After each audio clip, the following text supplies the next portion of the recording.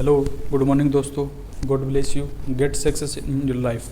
ठीक है, तो दोस्तों आज हम बात करते हैं, कल हमने डिस्कस किया था, पिछले वाले सेशन में हमने क्या है डिस्कस किया था 1909 का भारत शासन अधिनियम। किस प्रकार 1909 का भारत शासन अधिनियम आया था और किस प्रकार जो उसका क्या है उसमें क्या क्या प्रावधान थे वो किए गए थे। ठीक है, तो अपने अंत में लिख रहे थे, थोड़ा सा क्या है वीडियो डिस्ट्रीब्यूट हो गया था तो उसको थोड़ा सा लास्ट में रह गया, तो उसके बारे में बता लिख तो दिया था लेकिन थोड़ा सा अपने आप वो कटिंग हो गया था, तो उसके बारे में बताता हूँ। 1909 के अधिनियम के बारे में क्या 3 बातें निकल कर आई थी। एक तो क्या है पंडित जवाहरलाल नेहरू ने क्या है इस अधिनियम के बारे में कहा था कि इस अधिनियम ने क्या है एक ही दिन में क्या है पाकिस्तान को खड़ा कर दिया, यानी इस अधिनियम के आते ही क्या है पाकिस्तान अपने आप क्या है उत्पन्न होगा।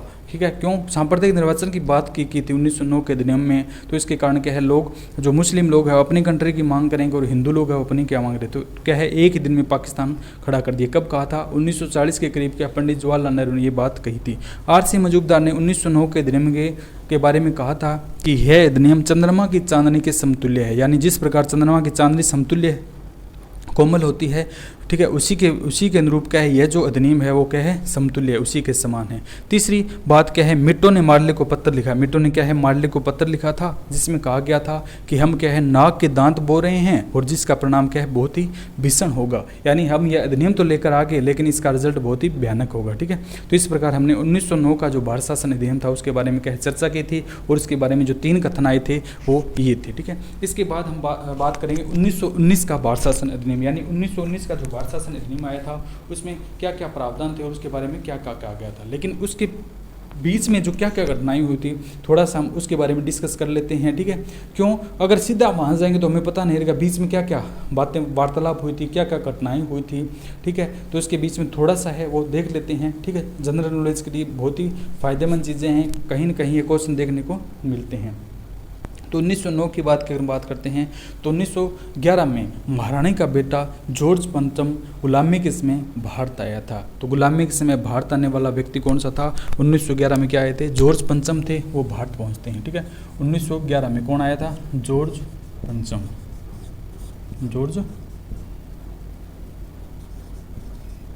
जॉर्ज पंचम नाम का व्यक्ति था, वो क्या है गुलामी के समय भारत आया था। ठीक है, गुलामी के समय भारत आया। ठीक है, तो 1911 में क्या जॉर्ज पंचम भारत आता है। ठीक है, गुलामी के समय भारत आया था। 1917 में हमें पता है कि राजधानी परिवर्तन किया गया था। पहले अपनी राजधानी कहाँ पर हुआ करती थी? बम्बई हुआ करती थी, लेकिन बाद में इसका चेंज करके कहाँ पर लाया गया? दिल्ली लाया गया था। इसके बाद मैंने बताया था आपको कि 1908 में क्या है तिलक को और बीपीएल को यानी तीनों को क्या है जेल में डाला गया था।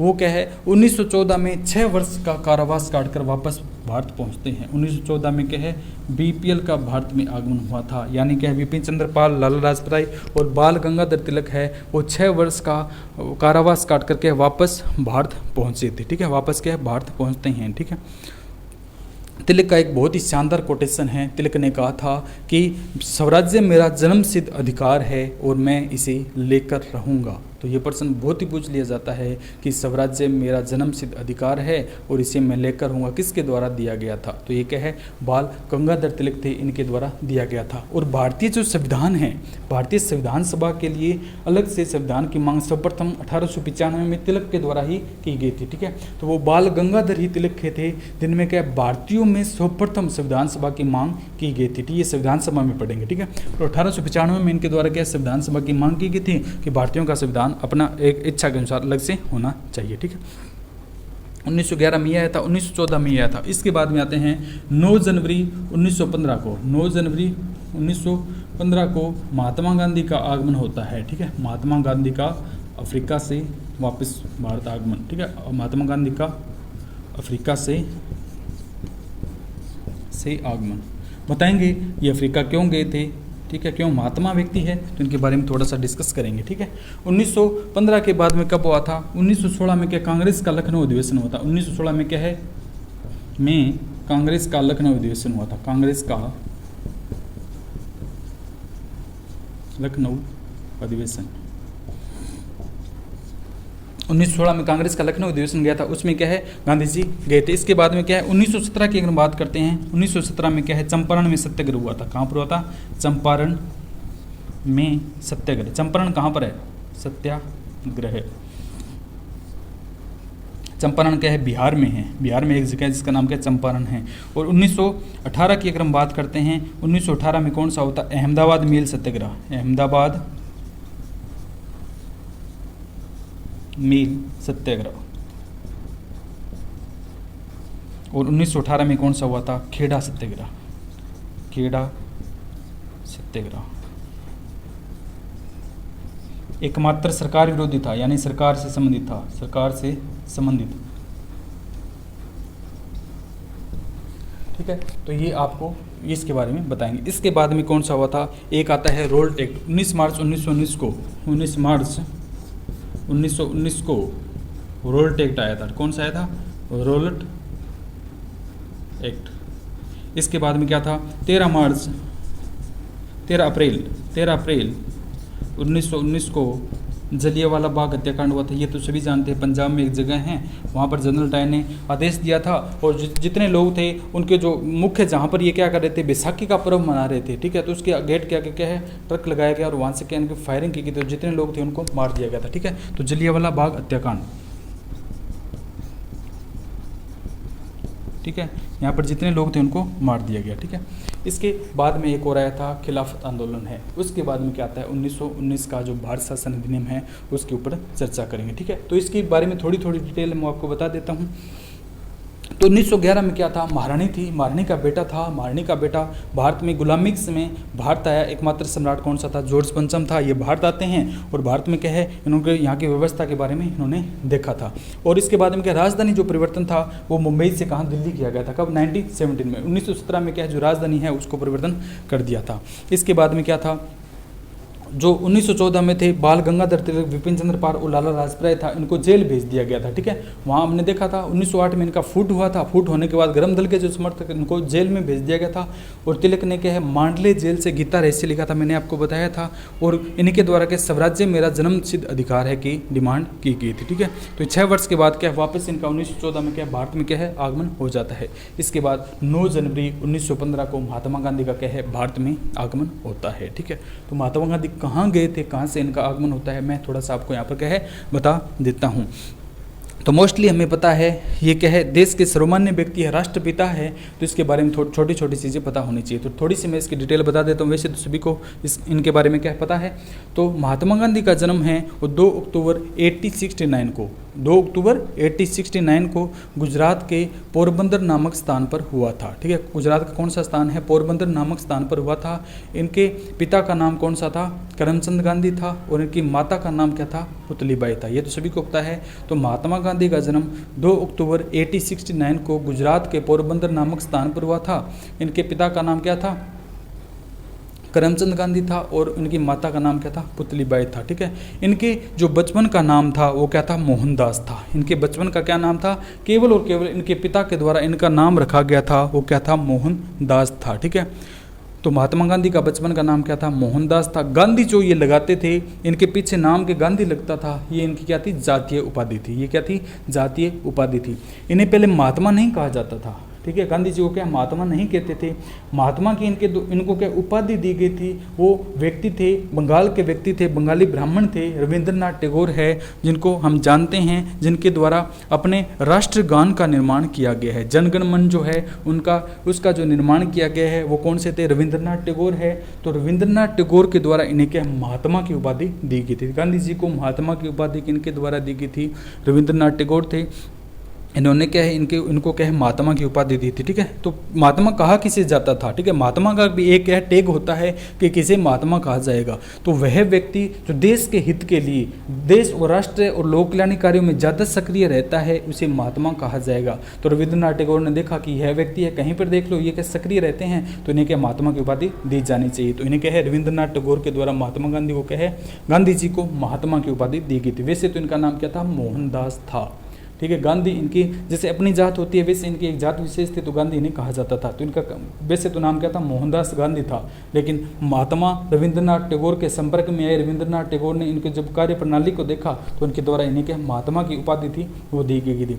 तो तब से इन्हें क्या मोहनदास महात्मा गांधी कहा जाता है। ठीक है, मोहनदास करमचंद गांधी है, ठीक है, मोहनदास करमचंद गांधी है। महात्मा कहने लगे, ठीक है, एक सिंपल नाम होता है तो इन्हें क्या है सिंपल नाम दे दिया गया कि महात्मा है, ठीक है, कौन से महात्मा गांधी है, बीच का नाम हटा दिया गया, ठीक है, इस प्रकार ये थे। तो इसके बाद में क्या है 1887 में 1887 में क्या है उच्च शिक्षा प्राप्त करने के लिए कहाँ पर गए थे, उच्च शिक्षा प्राप्त करने के लिए क्या है कहाँ पर गए थे, इंग्लैंड गए थे, ठीक है। उच्च शिक्षा प्राप्त करने के लिए 1887 में जो महात्मा गांधी थे वो क्या है इंग्लैंड गए थे, यानी बैरिस्ट्री की परीक्षा के लिए। आज जो वकील कहा जाता है उसमें बैरिस्ट्री के नाम से जानते थे, तो बैरिस्ट्री की शिक्षा प्राप्त करने के लिए क्या है इंग्लैंड गए थे। और 1887 में गए थे और 87 के बाद में क्या है 91 में ये क्या वहाँ से बैरिस्ट्री की परीक्षा वापस पास कर करके वापस भारत लौटते हैं।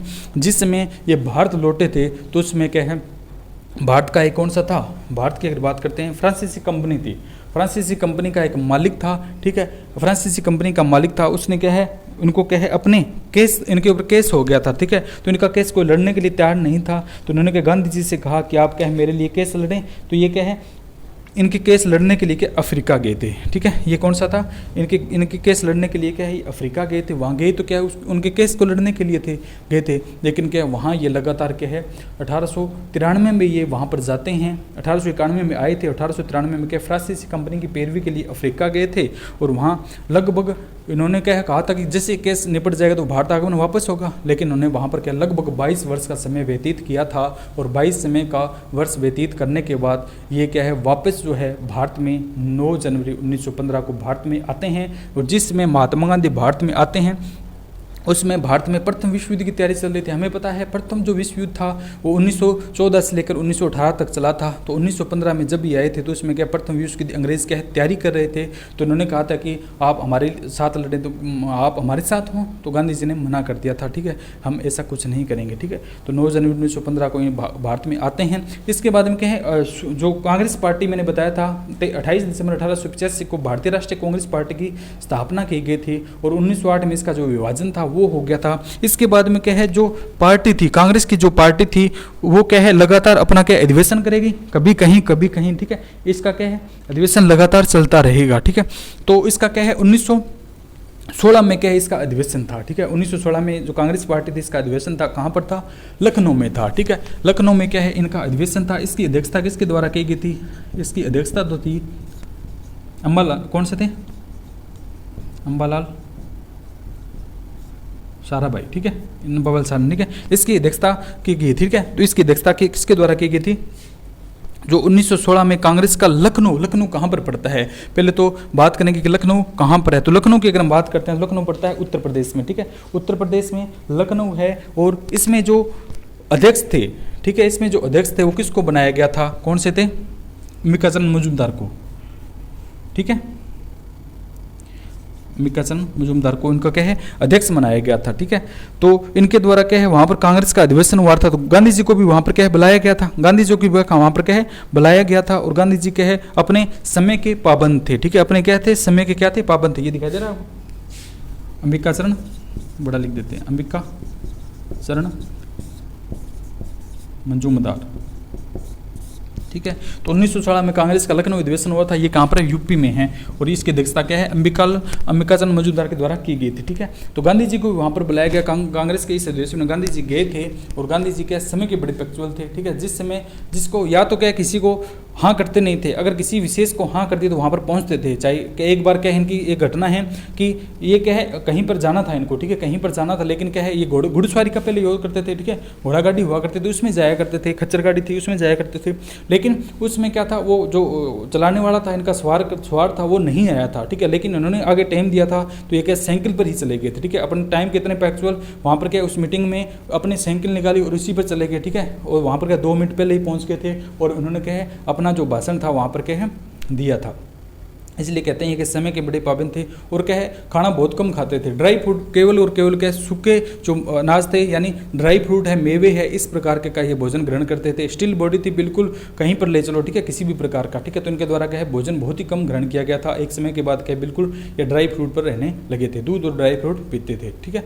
दूध पीते थे और ड्राई फ्रूट खाते थे। इस प्रकार के 1916 में इनका क्या, हाँ यहाँ से बात करते हैं, 1916 में कांग्रेस का लखनऊ अधिवेशन हुआ था, वहाँ पर गए थे, वहाँ पर ये गांधी जी गए थे, इन्होंने भाषण दिया था क्योंकि ये देश के हित के लिए हमेशा तत्पर रहते थे, उन्होंने भाषण दिया था। तो वहाँ पर क्या है, एक व्यक्ति था, उनके द्वारा क्या भाषण, राजेंद्र शुक्ल का नाम का व्यक्ति था, वो भी वहाँ पर आया था, उसने क्या इनका भाषण सुना, वो इनके भाषण से बहुत ही प्रभावित हुआ कि ये व्यक्ति है जो हमारे लिए कुछ कर सकता है, ठीक है, ये व्यक्ति है कुछ कर सकता है। तो अब ये गांधी जी है, उससे क्या है वो मिलता है। इस मीटिंग में क्या है, गांधी जी से राजेंद्र शुक्ल नाम का व्यक्ति है जो मिलता है, वो उन्हें कहता है कि आप क्या है हमारे लिए कुछ करें। तो गांधी जी ने कहा था पहले तो बताओ बात क्या है, तो इसने कहा था कि हमारे जो क्षेत्र है वहाँ पर क्या है, जो अंग्रेज जो मालिक है वो नील की खेती करने के लिए हमें क्या है बाध्य किया हुआ है कि आपको अपने ज़मीन के ऊपर क्या है नील की खेती करनी ही करनी होगी, चाहे आप राज्य हो चाहे न हो, ठीक है।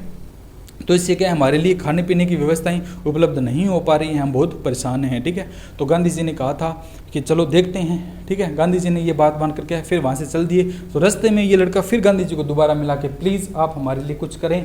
तो गांधी जी ने कहा था कि सर्वप्रथम तुम मुझे एक ऐसे व्यक्ति से मिलाओ जो हिंदी, बिहारी और इंग्लिश तीनों जो भाषाएं हैं वो जानता हो। वो व्यक्ति अगर मुझे आपके क्षेत्र की पूरी व्यवस्था पूरी डिटेल से समझाएगा, क्योंकि ये बिहारी था, ये व्यक्ति बिहारी था, तो इसको क्या है गांधी जी पूरी बातें पकड़ नहीं पा रहे थे, ठीक है, नहीं समझ पा रहे थे। तो उन्होंने कहा था कि सर्वप्रथम आप मुझे एक ऐसे व्यक्ति से मिलाएं जो अंग्रेजी, बिहारी और हिंदी तीनों भाषाएं जानता हो, तो मैं आपको क्या है कुछ करूंगा, आपके लिए क्या कुछ करूंगा। तो उन्होंने कहा है ठीक है आपके लिए कुछ करेंगे। तो उन्होंने कहा था कि आप क्या है आप वहाँ हमारे यहाँ आइए, ठीक है, हमारे यहाँ आइए। तो गांधी जी ने क्या है 1917 में क्या चंपारण में सत्याग्रह किया था। चंपारण क्या है बिहार का एक क्षेत्र है, वहाँ पर गांधी जी के द्वारा क्या सत्याग्रह किया था। सत्याग्रह कहा किसे जाता है, सत्य की प्राप्ति के लिए कष्ट सहन करना। सत्याग्रह किसे कहा जाता है, सत्य की प्राप्ति के लिए, सत्य की प्राप्ति के लिए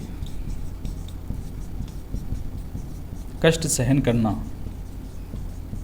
सत्याग्रह किसे कहा जाता है, सत्य की प्राप्ति के लिए कुछ भी हो, सत्य के अड़िग रास्ते पर रहेंगे और हमें कितने ही कांटे बिखेर दिए जाएं, कितने भी कुछ अड़चने आ जाएं, लेकिन हम सत्य के राह पर चलेंगे। तो उन्होंने ये सत्याग्रह था, सत्य की प्राप्ति का अनशन करना, यानी अनशन में बैठ जाएंगे। गांधी जी का यही काम था कि जहीं भी कोई घटना हो सत्याग्रह यानी अनशन पर बैठेंगे, भूख हड़ताल पर बैठेंगे, हम मारा काटी कुछ भी नहीं करेंगे, केवल शांत स्वभाव से अनशन पर बैठेंगे, ठीक है, जब तक हमारी मांगे मान नहीं जाती। तो गांधी जी का मुख्य कार्य ये था सत्याग्रह करना, ठीक है। इन्होंने कितने ही सत्याग्रह किए होंगे और कितने ही वाद विवाद थे उनको सत्याग्रह के माध्यम से निपटाया था, ठीक है। हाँ, तो 1916 में चंपारण में सत्याग्रह, ठीक है, बिहार का एक गांव है चंपारण, वहाँ पर किया गया था। तो राजेंद्र शुक्ल नाम के व्यक्ति को जब महात्मा गांधी ने कहा था कि आप मुझे एक ऐसे व्यक्ति से मिलाए जो हिंदी, बिहारी और इंग्लिश तीनों भाषाएं जानता हो, तो राजेंद्र शुक्ल नाम का ने क्या है भारत के प्रथम राष्ट्रपति देश रत्न, भारत के देश रत्न और राष्ट्रपति डॉक्टर राजेंद्र प्रसाद से क्या है इनकी मुलाकात कराई थी। तो महात्मा गांधी और राजेंद्र प्रसाद प्रथम बार कहाँ पर मिले थे, चंपारण में मिले थे। तो डॉक्टर राजेंद्र प्रसाद ने इनको क्या है यहाँ की व्यथा थी वो सुनाई थी। जे.बी. कृपलानी और भी थे, ठीक है, जो समितियों के अध्यक्ष थे, प्रारूप समिति, झंडा समिति और ये आंकलन समितियाँ थी। इन समितियों में क्या है एक समिति के अध्यक्ष थे, वो कौन से थे, जे.बी. कृपलानी हैं। तो जे.बी. कृपलानी और जो क्या है डॉक्टर राजेंद्र प्रसाद है ये मिले थे और इनके द्वारा क्या है वहाँ के जो स्थानीय लोगों थे उनकी व्यथा गांधी जी को सुनाई थी, ठीक है। तो गांधी जी उनकी व्यथा सुनकर के हैं भयभीत हो गए थे कि ऐसे क्यों हैं, क्यों इसको तिनकटिया कहा जाता था। वहाँ के जो लोग थे उनको कहे अपनी ज़मीन थी उसके कहे 2/3 हिस्से पर कहे खेती करना बाध्य ही था, यानी नील वो बोएंगे। नील की खेती बोते तो अन्य फसल होती नहीं थी, वो भूमि बंजर हो जाती थी, इसलिए अनाज और खाने की वस्तुएं वहाँ पर क्या पर्याप्त मात्रा में उपलब्ध नहीं हो पाती थी। तो वो लोग क्या है परेशान थे, भूखमरी का सामना करना था, वो कुपोषित हो गए थे, ठीक है। उनके बच्चे जो क्या है बहुत ही कुपोषण हो गए थे, बिल्कुल विकलांग से ऐसे क्या है मरे से दिखने लगे, मर जाते थे कई लोग, तो ठीक है। तो लोग बहुत ही भयभीत थे वहाँ इस दयनीयता को देखकर। तो ये जो सारी स्थिति थी वो गांधी जी को जे.बी. कृपलानी और डॉक्टर राजेंद्र प्रसाद के द्वारा वहाँ पर समझाई गई थी। तो उन्होंने गांधी जी ने कहा मुझे उस क्षेत्र में ले जाए जहाँ पर क्या है, मुझे उस क्षेत्र में ले जाया जाए जहाँ पर क्या नील की खेती होती है, यानी उन खेतों में ले जाया जाए जहाँ पर क्या नील की खेती करने के लिए उन्होंने क्या बाध्य किया हुआ है। तो जब डॉक्टर राजेंद्र प्रसाद, जे.बी. कृपलानी और क्या गांधी जी उस क्षेत्र में जा रहे थे, ठीक है, यानी जहाँ के एक इनका विशेष क्षेत्र था, इस क्षेत्र में क्या नील की खेती होगी, ठीक है। तो उस क्षेत्र में जब इनको ले जाया जा रहा था तो बीच में क्या जिलाधीश ने क्या वहाँ जाने के मना कर दिया कि आप इस क्षेत्र में नहीं जा सकते, आप यहाँ पर जाकर नहीं देख सकते कि हम क्या करवा रहे हैं क्या नहीं करवा रहे हैं, ठीक है। तो गांधी जी ने मना कर दिया, बोले मैं तो जाऊँगा, ठीक है। ऐसे करके क्या है मना कर दिया, क्यों गांधी जी का वहाँ पर क्या है प्रभुत्व था। गांधी जी क्या है वरिष्ठ की परीक्षा पास के लिए बहुत ही वकील थे, ठीक है, बहुत बड़े वकील थे। इनको क्या है छोटी छोटी बातों पर वर्ग उन्होंने बहुत ही बड़े मुद्दे क्या है जो क्या सुव्यवस्थित तरीके से क्या इनको मैनेजमेंट किया था, तो ये हर चीज़ों को जानते थे, ये लोग इनको जानते थे, ये भी क्या है इनको थोड़ा प्रभुत्व इनको जानते थे भी गांधी जी इस प्रकार के अनशन पे बैठ जाएंगे, ठीक है, कर देंगे। तो ये क्या गांधी जी जिलाधीश ने मना कर दिया, तो गांधी जी ने क्या है ये तीनों व्यक्ति वहाँ पर गए थे और वहाँ की जो क्या है नील की खेती है उसको जाकर देखा था, वहाँ की दयनीयता को देख ये भयभीत हो गए थे और उन्होंने क्या है वहाँ पर कहा था कि नील की खेती करने के लिए वहाँ के जो गवर्नर थे उनको कहा था कि आप ऐसा नहीं करें, लोगों को नील की खेती करने के लिए बाध्य नहीं करें। तो लोगों ने क्या उन्होंने क्या मना कर दिया, क्यों, हम तो करावेंगे, बोले नहीं ऐसा नहीं तो मैं क्या है अनशन पे बैठ जाऊंगा, ठीक है, सत्याग्रह, ठीक है, सत्य की प्राप्ति के लिए क्या सहन करूंगा। उन्होंने कहा था कि मैं अनशन पर बैठ जाऊंगा। तो ये क्या अनशन पर बैठ गए थे और क्या अनशन पर बैठने के बाद क्या है इनके द्वारा जो था वो क्या है सत्य के लिए क्या है इनके द्वारा जो क्या था वो उनको नील की खेती करने के लिए क्या है अंग्रेजों ने कहा कि आज से आप क्या नील की खेती नहीं करेंगे, क्योंकि उन्होंने क्या कंडीशन को भांप लिया था, क्योंकि गांधी जी के साथ इतने लोग हैं आने वाले समय में और ज़्यादा जुड़ जाएंगे तो हमारी क्या है हमारी नहीं चलेगी। इसलिए क्या वो अपने को ऊपर रखने के लिए क्या इन्होंने कहा चलो ठीक है आप कहते हैं तो हम नील की खेती करना मना करते हैं, ठीक है, हम आज से क्या नील की खेती करने के लिए बातें नहीं करेंगे, ठीक है। तो इस प्रकार के प्रथम सत्याग्रह इनका क्या सफल रहा था, ठीक है। तो उन्होंने सोचा कि अगर सत्याग्रह है तो सत्याग्रह से हम क्या है खुश हो गए थे गांधी जी, बोले सत्याग्रह से क्या हम क्या है जीत हासिल कर सकते हैं, यानी सत्याग्रह से क्या है हमारी जो कुछ मांगे वो मान सकते हैं, ठीक है। इसके बाद में फिर गांधी जी दूसरी बार कहाँ गए थे 1918 में अहमदाबाद मिल मालिक सत्याग्रह। अहमदाबाद का कपड़ा मालिक का मिल मालिक कपड़े की मिल थी, वहाँ का मालिक था कौन सा था, अम्बालाल साराभाई था, ठीक है, अम्बालाल साराभाई था। उसने क्या है जो वहाँ के वर्कर थे काम करने वाले व्यक्ति थे उनको क्या है तनख्वाह थी, बिल्कुल नाममात्र की तनख्वाह देते थे, तो वहाँ के लोगों का गुजारा नहीं हो पाता था। उन्होंने कहा हमारे में क्या है आप काम तो इतना करवाते हैं लेकिन हमें तनख्वाह क्या नाममात्र की देते हैं, तो हमारी तनख्वाह में क्या है वृद्धि की जाए। तो उन्होंने मना कर दिया था कि मैं आपकी तनख्वाह में वृद्धि नहीं करूँगा, चाहे तुम्हें काम करना है तो करो चाहे ना करो, ठीक है, जा सकते हो। लेकिन वो लोग जाएँ तो जाएँ कहाँ, क्योंकि और आसपास का कोई क्षेत्र नहीं था जहाँ पर वो कार्य कर सके, ठीक है। तो उन्होंने क्या है गांधी जी को कहा था, ठीक है। इनका चाचा था अम्बालाल साराभाई का एक चाचा था जिसका नाम क्या था इंदुपाल याग्निक था। इंदुपाल याग्निक था वो गरीबों के बारे में थोड़ा बहुत सोचते थे, ठीक है। तो उन्हें उनके ऊपर दया आई, तो इन्होंने सोचा कि मैं तो कहूँगा तो मेरा ये भतीजा है वो मानेगा नहीं। तो उन्होंने क्या गांधी जी इनके मित्र थे, उन्होंने गांधी जी को कहा कि इस प्रकार ऐसी स्थिति है और इनके लोगों की क्या स्थिति दयनीय है, ठीक है, स्थिति जो किस प्रकार की दयनीय है, अगर तुम कुछ इनके लिए कर सकते हो तो कर दो, ठीक है। तो गांधी जी आए थे, गांधी जी बोले सत्याग्रह करेंगे, अपने तो क्या है एक ही काम, अपने तो क्या है सत्याग्रह करेंगे। तो गांधी जी क्या है मकान जो मिल मालिक था, जो कपड़े का मिल मालिक था उसको कहा था कि आप इनका क्या है जो वेतन है वो बढ़ा दें। वो उसमें उनको क्या है वेतन 25% देता था, तो उन्होंने कहा कि आप क्या है इनका 10% वेतन बढ़ा दें जिससे क्या है ये लोग अपने सकुशल जीवन यापन कर सके। तो उन्होंने कहा नहीं मैं ऐसा नहीं करूँगा। तो गांधी जी ने कहा मैं अनशन पर बैठ जाऊँगा, मैं न तो जब तक क्या सवारी ग्रहण करूँगा और न ही क्या भोजन ग्रहण करूँगा। गांधी जी वहाँ पर बैठ गए थे, तो इसको क्या है डर लगा था। तो 2 या 3 तीसरे दिन 2 दिन बैठ रहे थे, तीसरे दिन क्या है उन्होंने क्या है इनकी मांगे मान ली थी, क्योंकि गांधी जी को जानते थे कि इनका प्रभुत्व तो बहुत बड़ा है, ठीक है, ये कुछ भी कर सकते हैं, न कुछ तोड़ेंगे न कुछ फोड़ेंगे, आराम से बैठे बैठे क्या कर देंगे, ठीक है। क्यों इनके लोग इनकी बातें मानते थे, इनके पीछे क्या भीड़ थी, ठीक है। तो इस प्रकार का इनको 25 से 35% जो क्या वेतन था वो कर दिया गया था। तो वो क्या है मिल मालिक और उनमें समझौता करवा दिया था। इस प्रकार यह भी क्या सत्याग्रह क्या था सफल रहा था। तीसरी बार अगर हम बात करते हैं तो गांधी जी के द्वारा क्या खेड़ा सत्याग्रह किया था। खेड़ा क्या है गुजरात में क्या सूरत जिले का एक गांव है खेड़ा है, ठीक है, खेड़ा है क्या है गांव है, वहाँ पर क्या है अकाल पड़ा था। ये कब हुआ था 1918 में। ये भी चंपारण क्या 1917 में हुआ था। अहमदाबाद मिल मालिक सत्याग्रह ये भी 1918 में हुआ था।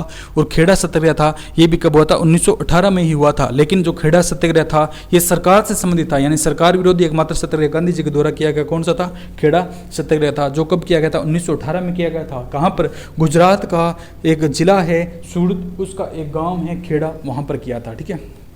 तो खेड़ा में क्या है जो लोग थे वो क्या उनकी भी स्थिति बहुत ही, क्योंकि वहाँ पर क्या बहुत ही भयंकर अकाल पड़ा था। खेड़ा में क्या है बहुत ही भयंकर अकाल पड़ा था, लोगों को भूखमरी का सामना करना पड़ा था, उनको खाने पीने के लिए कुछ भी वस्तुएं उपलब्ध नहीं थी, लोग मर रहे थे, ठीक है। पशुओं को चारे की कमी थी, पशु भी मर रहे थे और व्यक्ति भी मर रहे थे। लेकिन फिर भी वहाँ के जो अंग्रेजी शासक थे उनके द्वारा क्या है उनको टैक्स के लिए मजबूर किया जा रहा था कि आप क्या है टैक्स भरें, आप क्या है टैक्स भरें, आपकी जो इनकम है उसका क्या है हमें कुछ हिस्सा दें, क्योंकि अंग्रेजों का कार्य ये था टैक्स के माध्यम से क्या है वो अपना समर्थन मूल्य बढ़ा रहे थे, ठीक है।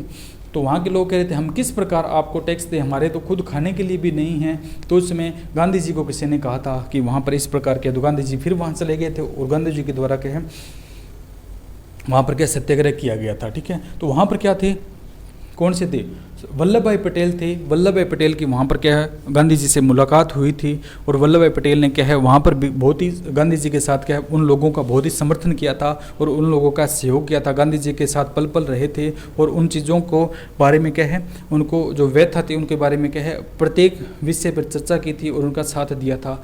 तो वो क्या अनशन पर बैठ के और क्या है ये जो वहाँ के लोग थे, वहाँ के लोग गांधी जी और क्या है वल्लभ भाई पटेल थे, इनके द्वारा क्या है जो गवर्नर की कोठी थी वहाँ पर ये गए थे और उन्होंने कहा था कि आप क्या है इनसे टैक्स न ले, इनसे कर न ले।